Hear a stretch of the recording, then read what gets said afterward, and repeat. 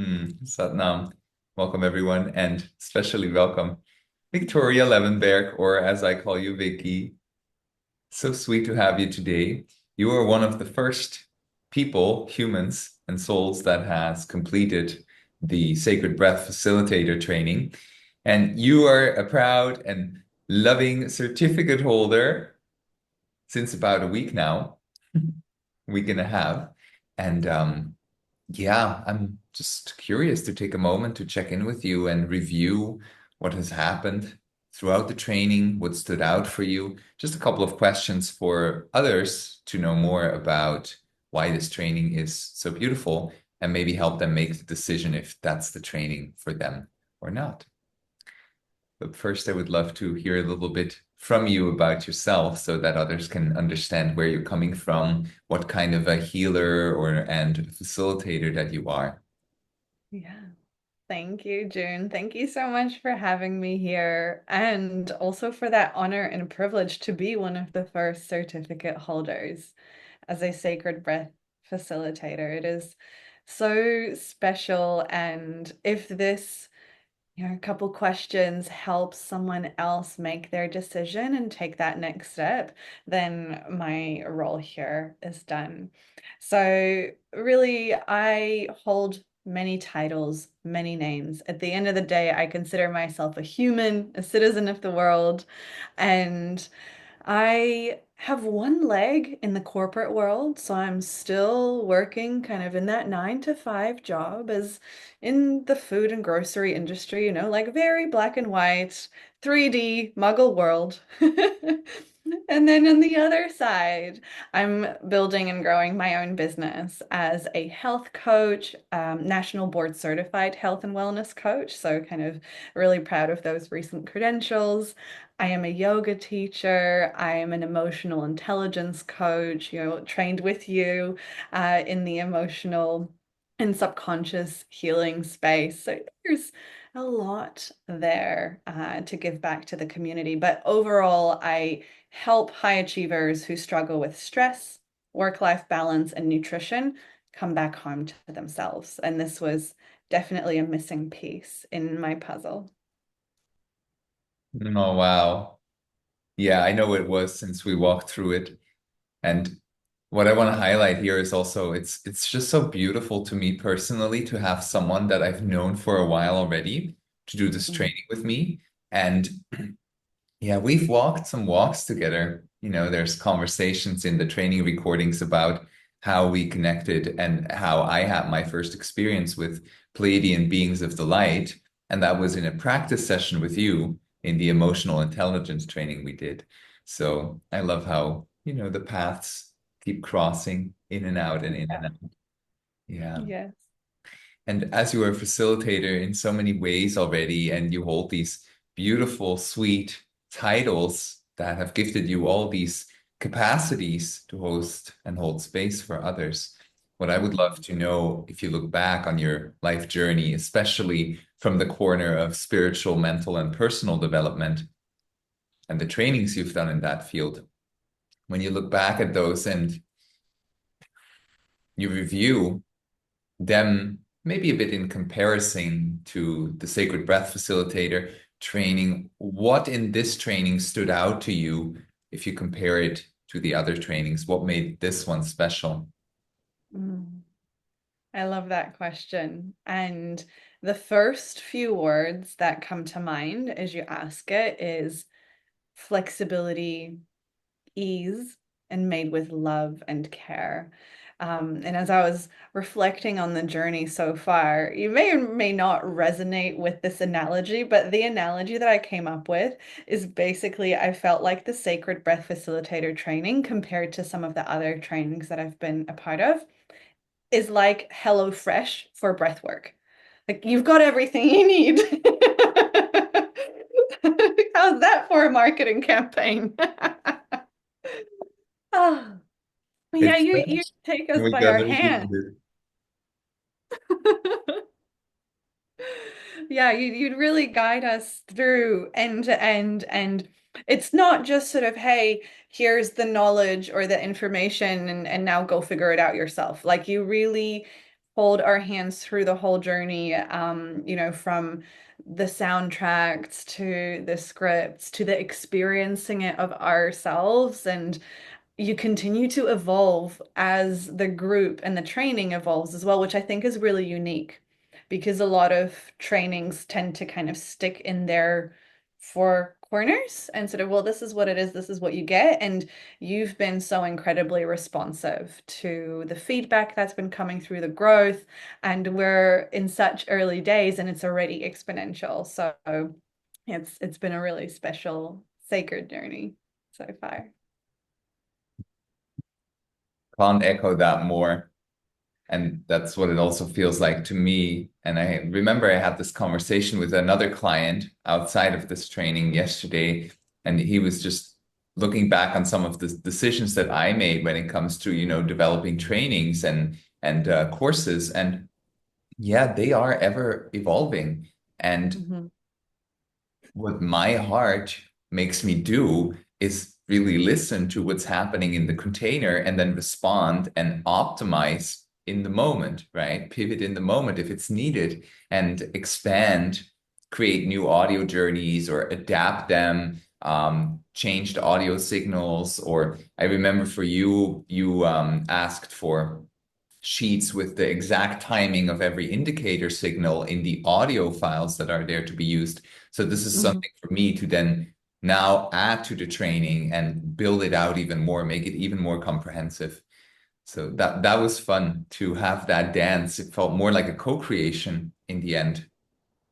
Yes, it definitely did. And I feel like it'll continue to be so with the, monthly containers that you continue to facilitate with the connection points through the WhatsApp group chat and the newsletters. It's sort of not just a one and done experience, but it continues to live a life of its own and evolve in its own way with each participant sprinkling their own little bit of magic in. Yes. And Mm. speaking of sprinkles of magic throughout the training, there must have been many moments for you that were sprinkles of magic that were, ooh, I love this. This is juicy. I remember you used the word juicy a Yeah. lot. And I would love to have your review on like two or three of these key takeaway moments, these most beautiful experiences throughout the training, just the ones that pop to mind now. Yes. Well, the first thing that comes to mind, and you've kind of touched on the music already, right? Like, this is just a no-brainer for me. I'm a very auditory person, and any other training that you go to, like as a yoga teacher, it's like, oh yeah, and here you go, good luck.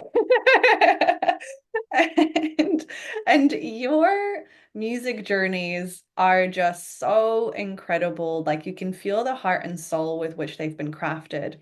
And the fact that we are able to use these, it really determined to me that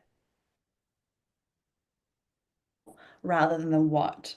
So you place emphasis on the how we deliver the sessions. We can infuse our own energy. We can make it our own. We can really hold that space and that experience in the way that we feel is right for that specific container.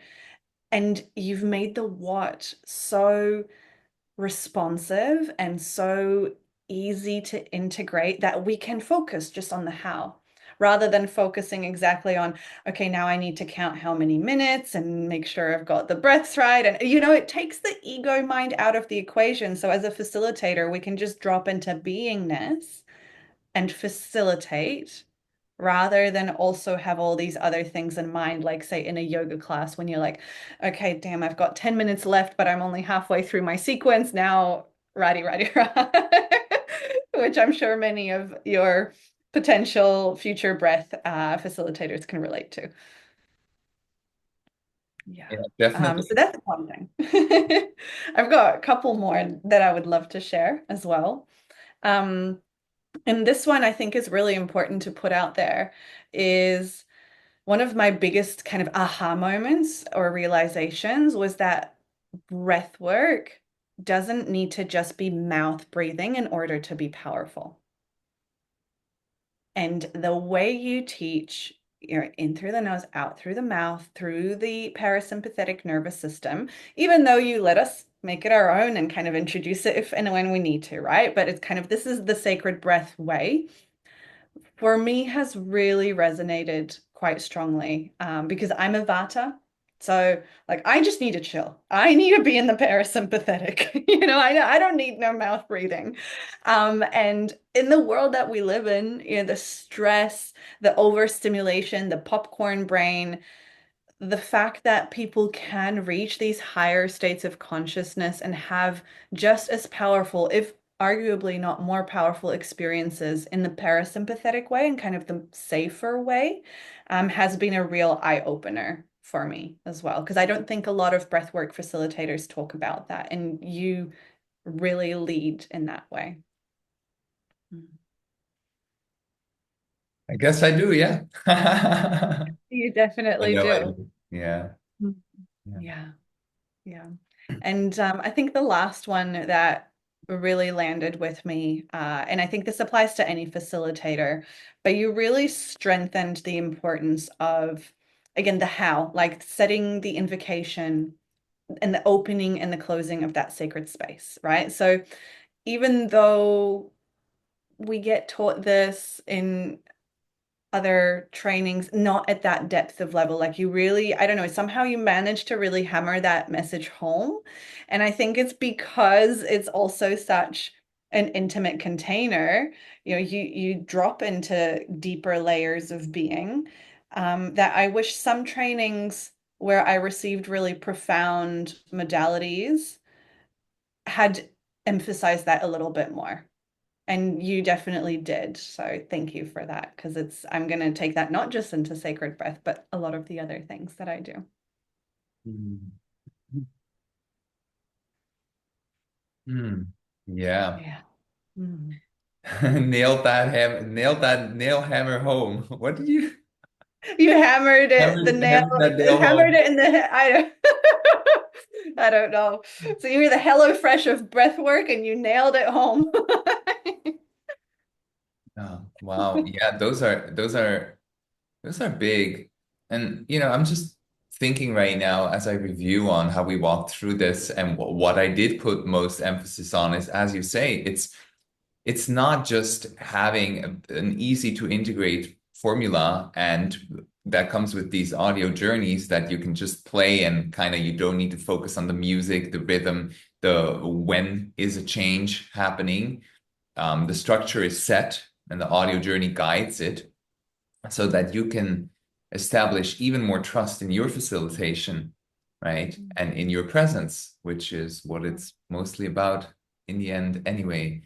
It's like how present can you be from a state of love and a state of peace? And so I remember sitting and creating these audio journeys. I don't know if I shared this in the training, but I first and foremost was creating them for myself because I recognized, oh, well, Spotify playlists. Oh my God, transition from one song to another. The pace is different, challenging. I need to like work on this.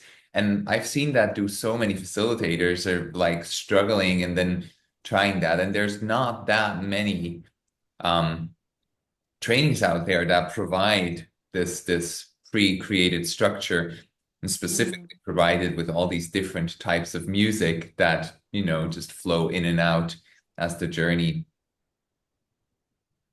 develops. Yeah. But for me, it was fixing a problem for myself, and then my beloved star, he was like, I need to use those, and I was like, okay. And now I realized, oh, this is massive tool, Hmm. massive, massive tool to be integrated in any healer's practice. And what you also said with putting the emphasis on the facilitation of the space, right? And that responsibility of becoming very intuitive with your own signature and your own flavor, but at the same time having enough safe pillars to build that on. So you're the meal, but the plate for the meal on top is ready. It's there and it's a beautiful plate. Yes, exactly. Exactly. And Yeah. it's our job to just set the table and serve and make sure the guests are well taken care of. in effect with our own infusion. So yeah, really love that you shared that. And when I signed up for this, I didn't know the audio journeys were part of it. Like I had no idea that that was something that is part of it. And if someone's watching this right now and they're kind of on the fence or not sure, kind of the doubts or objections come in, like just the audio journeys themselves are priceless. It is, I have never, until I did my first Sacred Breath Facilitator session as a facilitator, I have never felt that embodied and present and really anchored into just holding space and responding to what was coming up in the moment and kind of as we do, as I was there, because I didn't need to think about it. And then, like, even if I did, I was like, okay, I've got my little time written down. I'm like, cool, we've got so, it's just all good. Like the ego was chilling.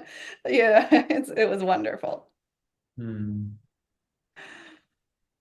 Ah, Yeah. it's amazing. And you speak of facilitating your first session, right? Which is a part of the training at the fourth and fifth week. You're then being asked, and you were asked to practice and to get Hmm. friends or acquaintances in small group or one-on-one setting and to practice. And I remember when you started, you sent a picture in our WhatsApp chat where you showed how the space was set up, and I'm like, okay, she's gonna have an amazing time. Just seeing like the preparation on your end and the intent that already went into the objects that you're using and the sacred instruments that you were using, beautiful. I had no worry. And what I'm also curious about is since you've experienced other formats of breathwork before, right? What would you say is like the most dominant difference between any other breathwork practice you've tried before and sacred breathwork? Hmm.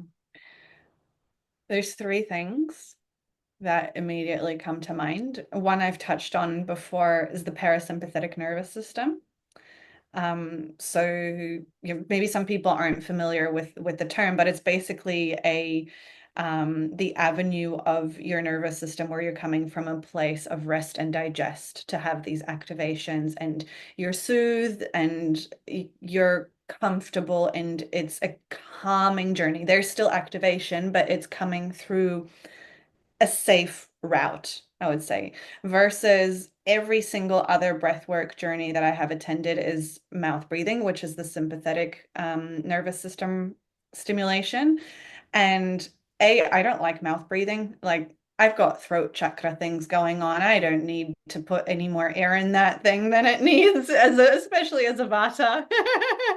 Yeah, it's just air on air on air. Just no, thank you.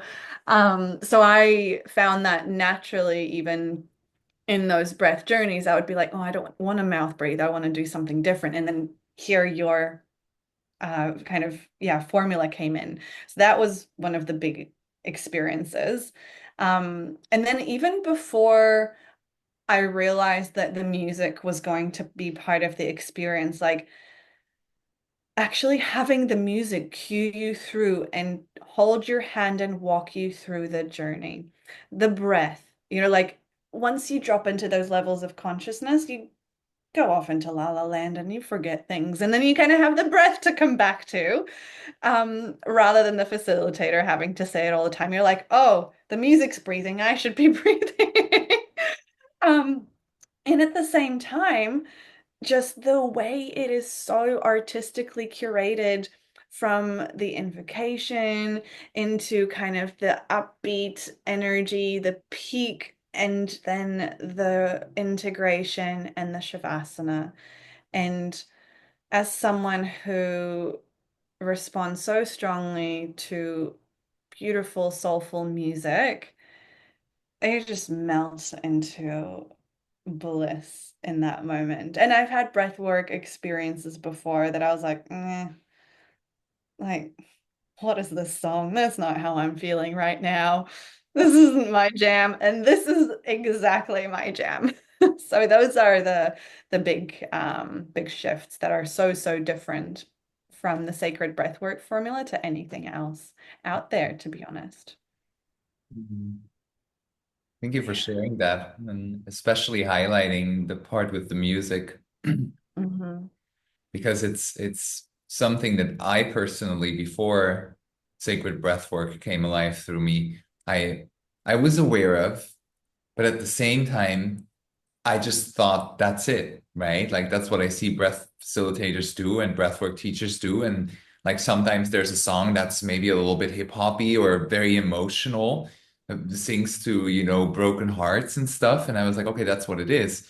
And when I personally got into a path that was more with mantras, chanting, Kundalini yoga practice, eventually the signature frequency of an artist themselves, I started sensing that so much more through their song. And I was like, wow, why are there hardly any mantras woven into breathwork sessions?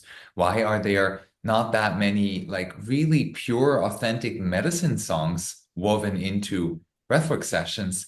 And so that's where this craft journey, this crafting experience came from. Um, and yeah, every song in there, I research the artist and I check out their state of mind, where they're at, what they teach, other music of them, and then whenever that frequency is in alignment with, hey, they're on earth like us to bring love and light and peace, then I'm like, okay, your music can be heard in a sacred breath session. So it's very dear to me that you mentioned that. Mm, yeah, and I just wanted to affirm what you said. It's like the how you do anything is how you do everything. And the essence, the energy, the frequency, whatever word kind of resonates with you that you carry through how you create something is then how it ripples out into the world. And so, yes, the music, but also the training, the formula, the way that you deliver this, you're part of this, and any facilitator and whatever ripples out from here on into the beyond, it's going to carry that intent with you in it. And I actually just want to also um affirm like the just the safety that you create for anyone coming into this training, and like your connection to groundedness and to the responsibility that you hold, because I've seen you, kind of respect where people are on their journey and really tune into you're ready, or there's a little bit more that needs to come in here, which I think, especially in such deep work, is such an integral part of it. And also, there was a time maybe 6, 7, 8 months ago when you first felt the inkling to bring this work into the world. And yet there was something where you were able to again tap into that intuition, that kind of wisdom of not yet. And the fact that you're trusting that, and then when it was ready, you kind of birthed it and brought it out into the public world, means that it's coming from a really safe, grounded place. And that's the energy that will ripple out as well. So I just really wanted to acknowledge the responsibility and reverence and respect that you have held through this whole process from creation to facilitation. Thank you. Mm. Yeah. Yeah. And I think by simply talking about in the training lessons and in these recordings that are now available, right? That mindset or that grounding energy is easy to adopt because you hang out with me and with us in these recordings for all the people that are watching these training lessons now. And I think it's subconsciously and unconsciously inspiring and motivating people to move at that pace as well of let me anchor that in before I bring it out, right? Let me anchor that Exactly. in before I bring it out. And for me, as a also high Vata personality with a lot of air element in my being and a lot of fast movement and quick pace, it's the biggest practice, right? And so this whole thing was really born from downloading it to planet Earth and then putting it in shape, which it is now. Yes. Yeah, Yes. yeah. Thanks for And echoing that. Yeah. and I just also wanted to touch on something you mentioned earlier, because I feel like we didn't emphasize this enough. because we're just in the early birthing stages yet. But the fact that you're also creating this container to bring this anchoring and grounding for future people who will come in every month, and you are taking on that responsibility. It's not like any other course that's out there that you just click here, buy now, and you're left to your own devices, sort of thing, which is what most of the stuff out there is like. You're like, no, no, no, no, hang on. Like, first things first, you definitely do a one-on-one with someone. Second things second, there's that community element so people can share and continue to integrate also after they've completed it. So, yeah, I think that's a big benefit of your training program as well that we haven't touched on too much because it's just kind of coming to life now. Mm. And I mean that kind of also answers my next question, why sacred breathwork training and not any other training Yeah, yes. or any other Yeah, pretty breathwork much. training, right? That's the answer to that as well. Yeah. Yes. And Yeah. And you you are such a trusted, safe person. And also I want to speak to this because donation based. There's not a lot of donation-based work out there. So you don't just talk the talk of, hey, I've been to these temples and I meditate and etc. Like you embody the work of being of service and like donation-based training. This is the learnings that I've picked up from the sacred sites I've visited, and you give me what you can. And that's something personally that has enabled me to partake in this, to be one of the first people, because as you know, I'm in good old little New Zealand and it is wonderful here, but the exchange rate sucks. Right?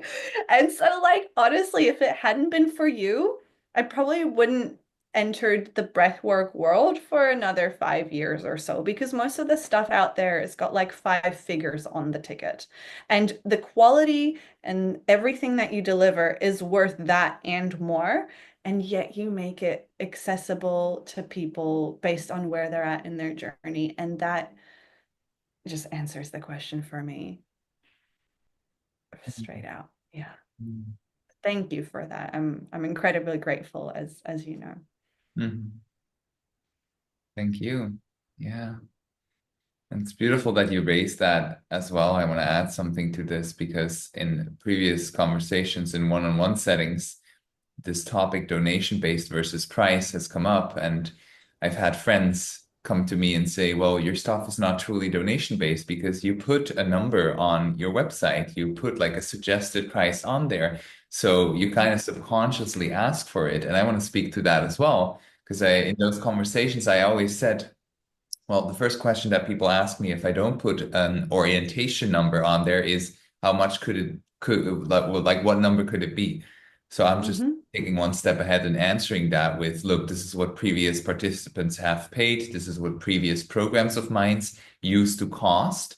So you have an orientation point. You decide if you adhere to it or not, if you align with it or not, or if you're capable of paying something in that range. And then a friend asked me, well, do you expect money when somebody signs up?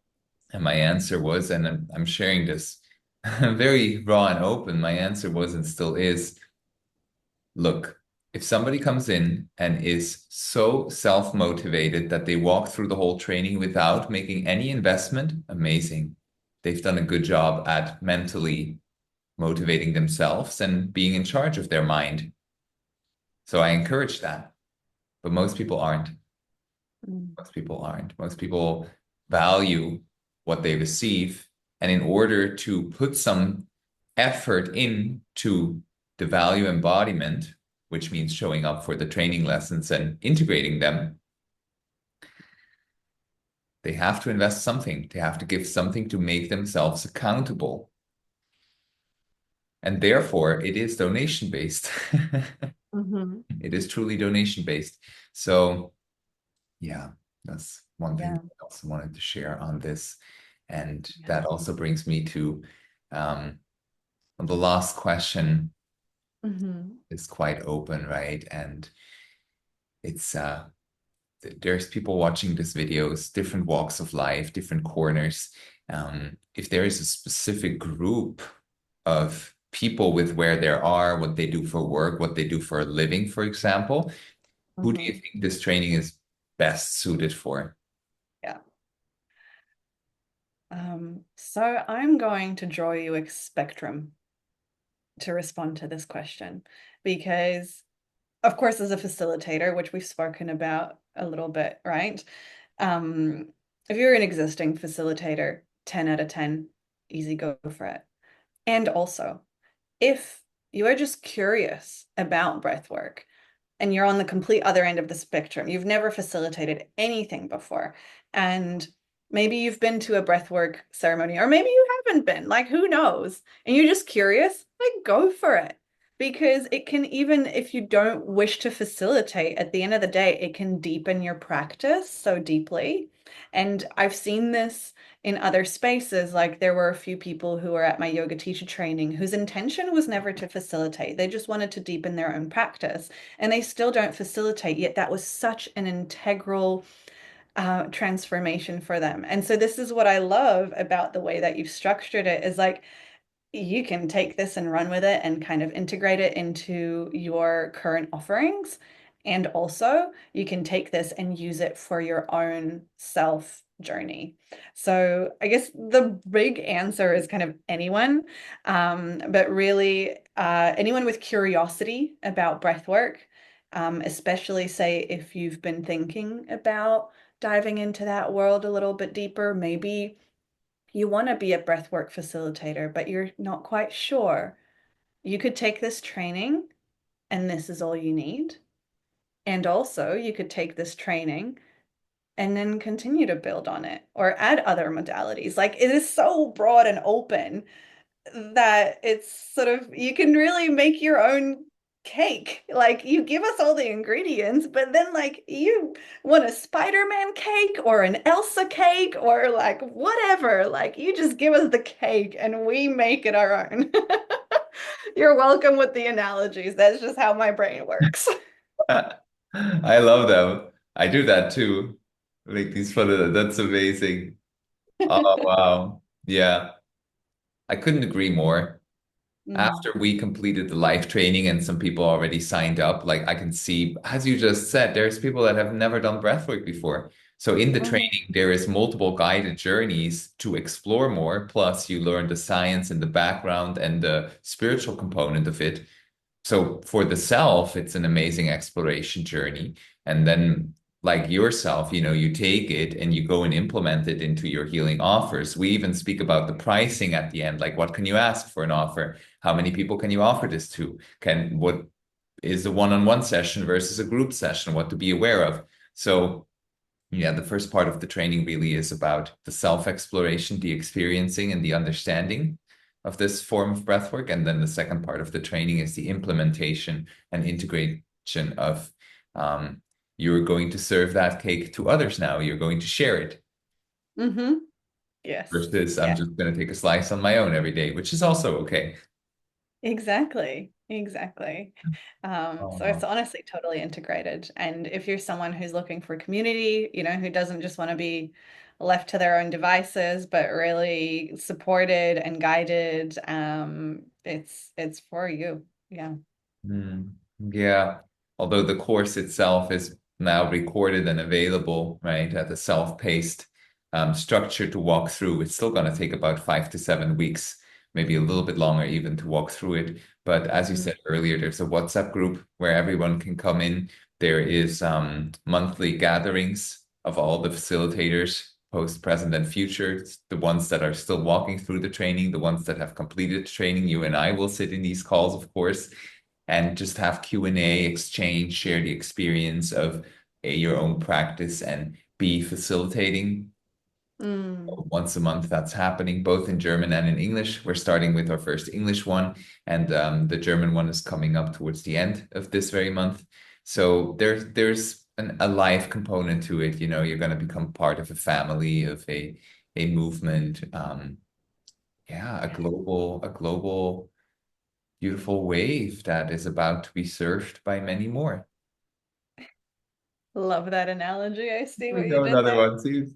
Yeah, and by the way, the bilingual thing as well. is a big unique selling point. So I know we're doing kind of this reflection in English. However, I know a lot of your community is German speaking, so that's probably a huge, benefit for them. And at the same time, like I speak both languages. So if someone wanted as a facilitator to expand into both to broaden your reach, it's like, hello, I've got the scripts auf Deutsch. Give it to me, yeah. Yeah, Yeah. give it to me. Yeah, yeah, that's true. Because our first group was split in the language, right? So we had a small component of facilitators with you that did the course in English, and at the same time, I hosted the same journey or the same lessons in German, which are all available in the same place in the login area, right? And you've got the So scripts in German, you've got everything. So, yeah. yeah. And there's even more to come because one participant in the first round of the German group, Jana, she requested if there is a possibility to have more example scripts. I gave one example script for one journey, and she was like, "Can I have more inspiration to source from?" So that's about to be uploaded as well. Maybe by the time whoever is watching this right now, that will be already online. Yeah. And what a great example of how you take feedback on board and put it into action. Yeah. Hmm. Because everything it takes in order to go and facilitate with confidence, right? Because Hmm. yeah, this is in one sentence what I say is that sacred breathwork brings you home to the heart and from the heart to heaven. And heaven is the Hmm. most blissful and peaceful state of mind we can be in. Yeah. Sat Chit Ananda, lesson one. Sat Mm. That's Chitananda. Mm. Chit Ananda. Yeah. Well, thank you Mm. so much, Vicky, for sharing all of this. This is Thank so you. beautiful having you in this. Truly, truly, truly, from the bottom of all of that I am, I'm grateful. It's an absolute honor, privilege, and pleasure. I look forward to seeing you soon again in the meetings, in the catch-ups, in the gatherings. And for everyone who just watched this all the way until here, what are you waiting for? Go Mm. and dive in, like explore, enjoy, have fun, experience, and Mm. possibly facilitate soon. Yes. And I know we're almost at time, but I just wanted to put it out there. Like, if someone made it this far and they still want to speak to someone who's been through it, I'm happy to open the doors for them to reach out and contact me directly as well. So if that comes down to it, then June can pass on my contact details and I'm happy to have a chat. Oh, that's sweet. I will add them to the description of this video. Perfect. Sounds good. Thank you so much, Vicky. It's a Be pleasure, great. June. Satnam. Hariom Tat Sat.